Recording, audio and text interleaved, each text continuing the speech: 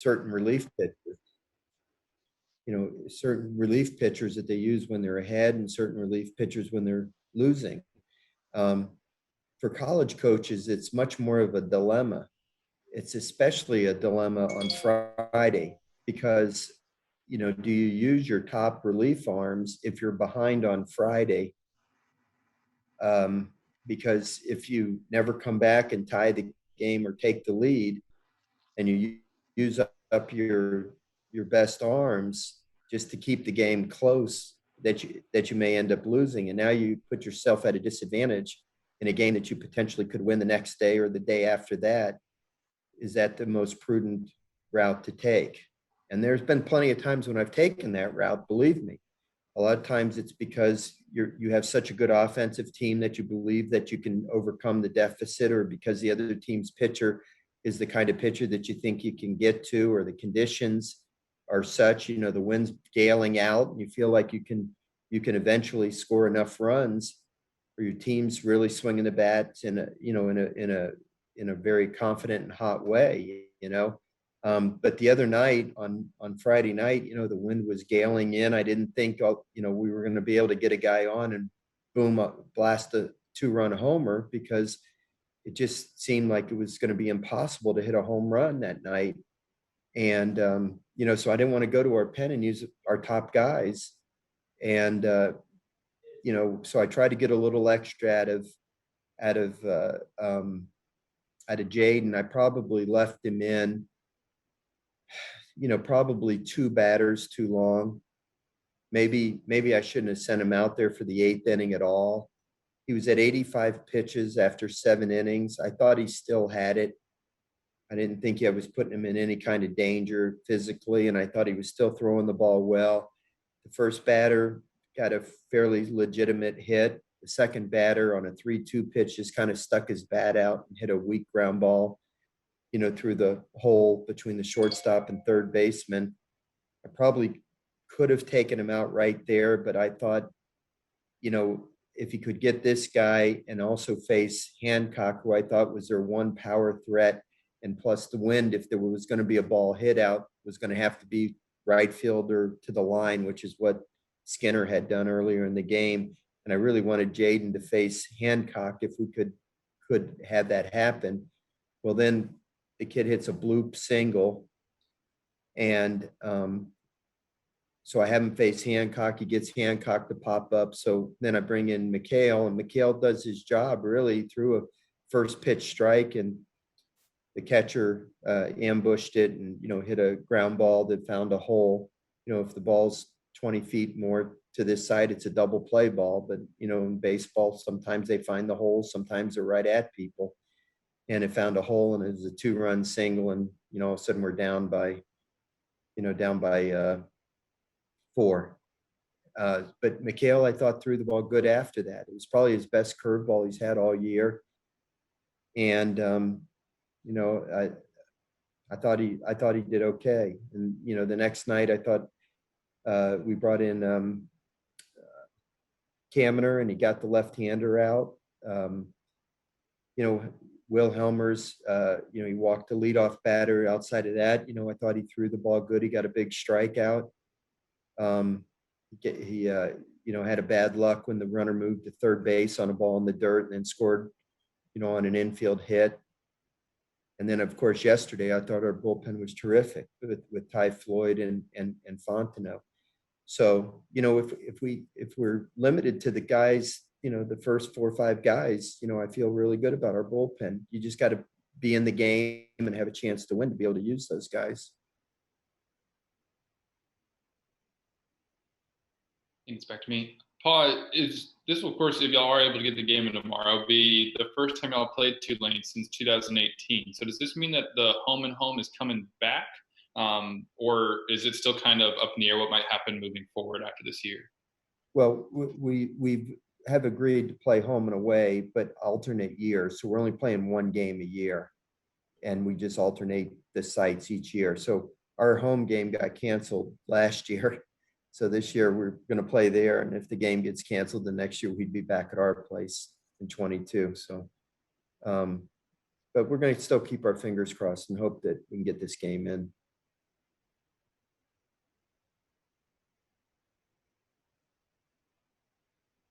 Okay, Jack, you're up. Hey, Coach, how's it going today? Looks like we're about 24 hours after our first series. I just want to know, what were you most proud of your team after your first conference series?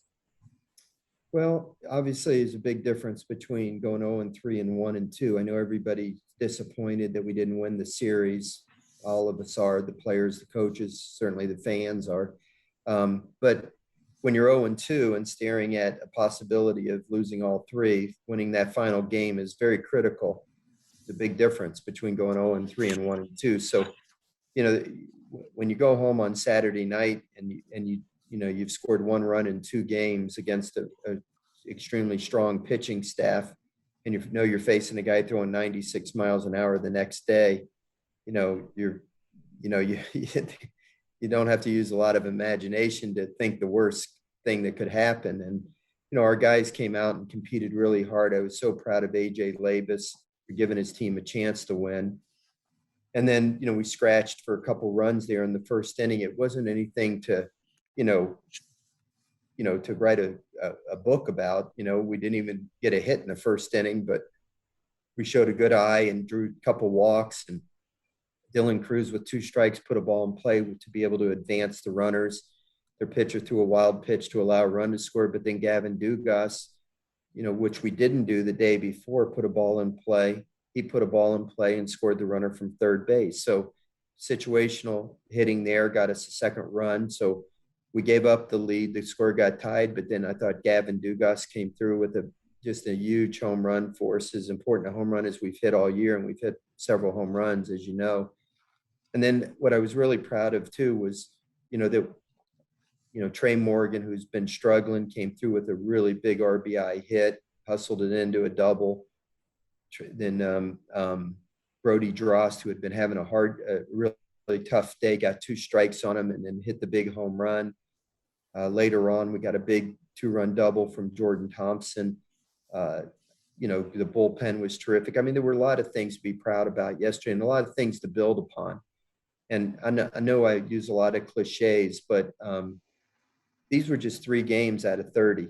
So whether you win a series, lose a series, at the end of the day, they all count the same in a 30-game schedule. So if, you go out and you sweep somebody that people didn't expect you to sweep, or you win a series that people didn't expect you to win, then you made up for not winning a series at home, so to speak. So at the end of the year, you're going to look at the final standings. You're not going to look at each individual series and say, well, they won this series or lost this series. And that's the goal, So, this was one in the win column. And it feels a lot better than if we were having this press conference sitting here being 0-3. I can assure you there's still a lot of baseball to play this year. We got a lot of big games ahead of us. You think about opening up this SEC schedule.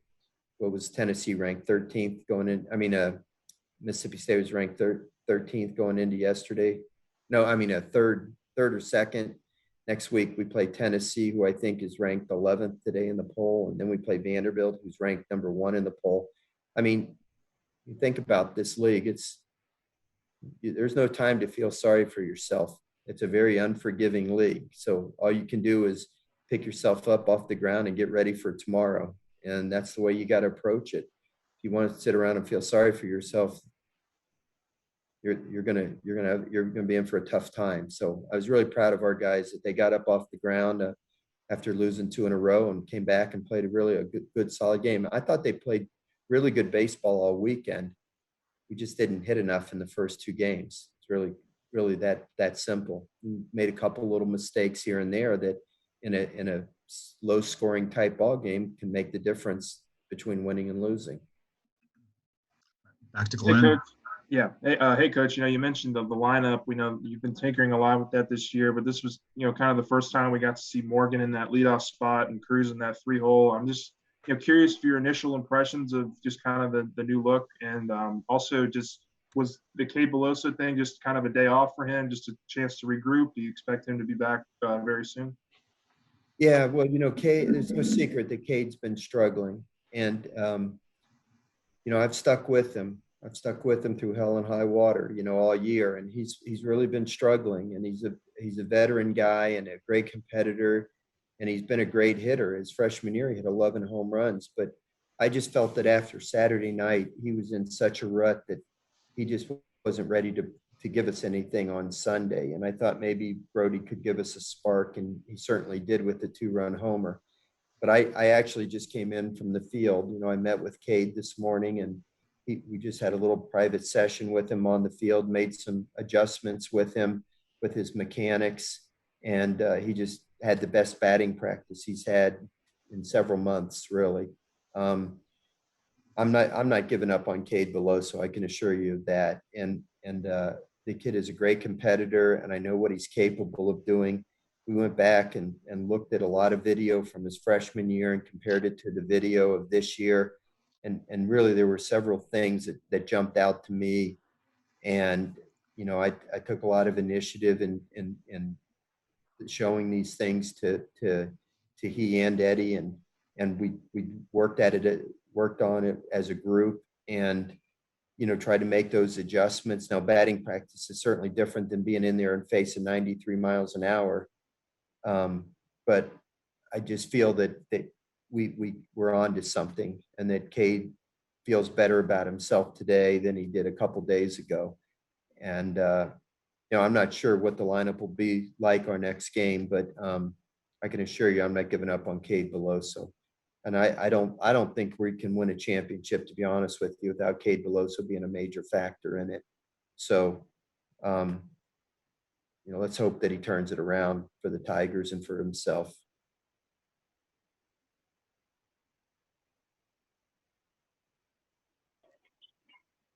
Hey, Coach, you were talking about AJ Labus's performance yesterday, and I think Landon Marceau's earned run or streak is now at 31 innings without giving up an earned run. Like, when you see those guys go out there and pitch that way, and Labus got his first win of the year, do you think that that just speaks to the competitiveness of this pitching staff? And then you throw in Jade Hill, how really competitive are these guys, even though they're not getting statistically the wins that they would like to? Well, when you think about it, okay, AJ's first start of the year against Louisiana Tech, if I'm not mistaken, Bill, I don't think he made it through the third inning. Right. I think he had given up 9 or 10 hits and 6 runs, if I'm not mistaken. Yeah. And then, of course, Jaden Hill had that game against Oral Roberts where he didn't make it out of the first inning. But if you eliminate those 2 outings through the first 5 weekends of the season, every start that those 3 guys have given us, 13 starts, have been more than just what you would call a quality start, exceptional starts. I mean, winning game starts. They should have all been wins in the column for the starting pitchers, but for whatever reason they weren't, whether we blew the leads or we didn't hit enough or whatever. Okay. So all of those guys really should have 4 wins, and Marceau should have 5 wins on their stats. If we would have just done the job behind him in whatever ways. That blows me away, really. I mean, I've had staffs before that have pitched like that, and it's remarkable when you're fortunate enough to have starting pitching like that. And all I can hope is that it just continues, because it's great when you can sit there in the dugout and know that your starting pitcher can go out there and give you 6 to 7 innings, and have your team right there in the ball game. And then it's just up to the rest of the guys to figure out a way to win those last 3 innings of the game. And that's the job of the starting pitcher. And if we can keep getting that, Matt, then we're going to be in good shape. I feel confident, that's when like Glenn asked me about the bullpen earlier, and I feel confident that our bullpen is going to be good enough. And I feel confident that our defense will be good enough. And I feel confident that our hitting will be good enough. You have to believe that. But at the end of the year, when we evaluate the season, it'll be how we performed in those late innings and how we did in the close games, in the 1-run games, 2-run games. The close games will determine what the final result of our season will be. Coach, too, I wanted to quickly ask you about. I don't think the term wipeout changeup has been used, but anyone for Jaden Hill this year? I mean, how much work has he done with that pitch? Because honestly, coming into this year, me personally, I thought the slider was a little bit better, but now I don't think anyone's gotten a hit off that pitch all year off him. Yeah, well, Matt, you haven't seen him as much as I have, but he's always had that good changeup. He came out of high school with that really good changeup. His slider's been more of a development pitch that he's developed here under Allen during his time at LSU. And his slider's been a little bit more inconsistent. When it's been good, it's been really phenomenal. But there's been times when it's been a little inconsistent. The last two games, Allen has kind of forced Jaden to throw it more. And I think that's been a really good thing because he's found a feel for it and it's really developed. That slider's really coming along. But he's always had that changeup, and that's been a real bread and butter for him. And I think it's a major league changeup. And I'll tell you, we're really fortunate because Marceau and Labus have really outstanding changeups as well.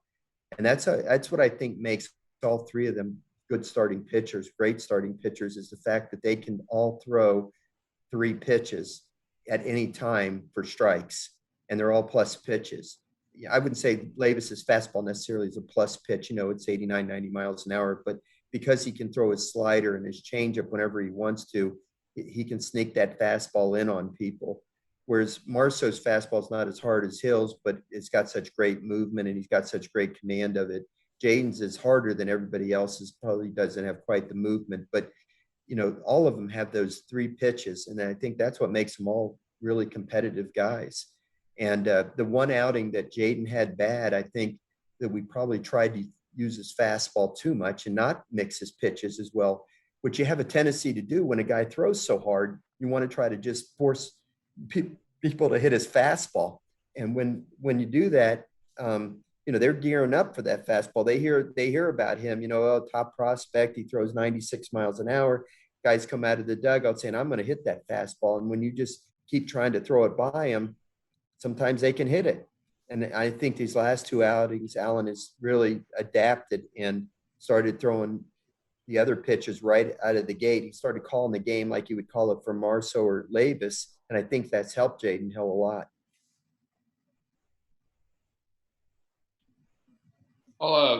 Is Gio okay after getting hit on the knee yesterday? Is that why y'all had to pull him there, or was it the base running mistake that you wanted to make the change? Actually, it was neither. His hamstring aggravated yesterday, so that's why he got pulled. Yeah. And then another question, if I could, real quick. With Collier, you said that he was a major storyline for you throughout the weekend. What did you like so much about what he was able to do at second base? Oh my gosh, I just thought he played terrific. They had 6 left-handed hitters in their order, and he had. Well, I know he had 6 chances the first game. I don't remember how many he had in the second or third game, but his range at second base was terrific. And I thought the key play in yesterday's game was when Hancock kind of smoked that ball to his left and Collier started the double play to end the inning. It was around the 5th or 6th inning, if I'm not mistaken. That was a huge play in the ball game. And the night before, with Marceau pitching, he ranged to his right on a ball that was hit up the middle, and he backhanded the ball and got the force out at second base to end the inning. And he just was very confident in handling all the chances out there at second base, and there were a lot of them. And I think it just really gave a lot of confidence to our pitchers. It gave a lot of confidence to our coaching staff, that's for sure. And, things that most fans and media probably just take for granted, the routine plays. Sometimes they're not so routine in college baseball. I promise you that, finding infielders that can just make the routine plays, and especially at second base, having a little bit of range. It's not a given, and I think Collier went out there and he actually had some really good at bats too. You need to work with him on his bunting a little bit, fortunately, but he got a nice base hit one time. Another time he smoked the ball. Unfortunately, they turned it into a double play. But he drew, I think he drew a walk or 2. I thought Collier really played good baseball all weekend, really solid baseball. I thought he played like he played last year for us when he played shortstop those 10 games. really proud of him. You know, he's kept a good attitude when he hasn't been playing. And we talked last week and I told him, you know, that his chance is going to come again. He's just got to keep a good attitude and keep working hard. And I just love those stories when guys, you know, seem to be down and out and yet you call on them and they're ready for their opportunity again. And instead of pouting and feeling sorry for themselves or quitting or giving up or being mad at the coach or whatever. And then when you put them back in, they're ready. Look at Mitchell Sanford, you know, he gets benched after Friday night's game after striking out 3 times. Giovanni gets put in there. Giovanni's hamstring gets aggravated. You put him in the game. He steps in and gets a double and a single in his 2 at-bats yesterday. I just love those kids that do those kinds of things. They're so special to me. You know, it's great to be an everyday player. It's great to be Dylan Cruz or Trey Morgan, you know, where everything seems to come easy to you. But those kids that, you know, get knocked down and don't give up and keep battling and then do something, they hold a special place in my heart. Hey, Coach, just got one more quick one for you. You know, I know I just wanted to get your thoughts on, you know, just what you thought of the move to put Morgan first in the lineup and Cruz at third. And I know that, you know, Morgan got a nice couple hits there yesterday, and Dylan got the ball, got you know, some hits on it as well. But just, you know, what were your initial impressions, I guess, of that move? I definitely tried to avoid the answering that question before, didn't I? Glad you circled back around. Yeah. You're persistent, like a good reporter would be. You know, I wanted to shake things up a little bit yesterday, and you know, I mean, I liked it the way it looked yesterday. Obviously, you know, I thought Trey did a great job. And Trey gives us a lot of the same qualities that Dylan gives us in the leadoff spot. I think he's an excellent hitter. So when the lineup turns over, you've got a good hitter waiting up there at the top. And, you know, I keep talking about the big base hit that he got with 2 outs. You know, it turned it into a double with hustle, but it was basically a RBI single up the middle with 2 outs. That was a huge run to give us the 2-run lead. Then, of course, Drost ended up hitting the home run to extend the lead. But so Trey gives us that. Plus, he obviously can run. I think he's got 7 stolen bases for the year, something like that. So he's a fearless base runner. You know, he loves to try to steal bases, much like Dylan does. They get mad at me when I don't give them the steal sign. Those 2 guys, they're so confident in themselves. And Dylan obviously would be a good 3-hole hitter. You know, he has all the qualities. So, you know, yeah, I mean, it's something that I'm going to consider going forward. You know, I think a lot has to do with who the pitcher is we're facing or what the conditions are. But I like the way it looked, and but I liked it the way it was before too. You know, there's other reasons, and it's not related to Trey Morgan or Dylan Cruz. You know, there's other factors that go into how I put the lineup together as well that I'd rather not allude to right now. Some of them are positive, but some of them are not as positive, if you know what I'm saying.